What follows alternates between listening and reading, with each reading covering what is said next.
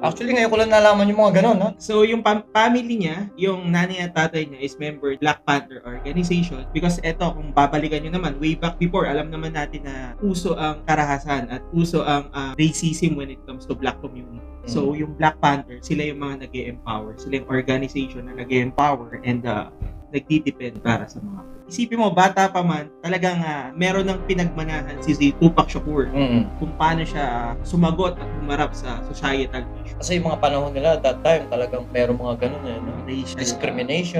discrimination talaga. So, matuloy ko lang, September 7, 1996, ito yung laban ni Mike Tyson. And dahil nga, panatiko sila ni Mike Tyson, si Suge Knight, and then si Tupac, umatin sila. As para sa mabigyan ko lang din ng konting kaalaman yung ating mga viewers na si Tupac at si Mike Tyson is actually a friend in real life. Binisita pa ni Tupac Shakur nung nakakulong si Mike Tyson inside the jail. So, kaya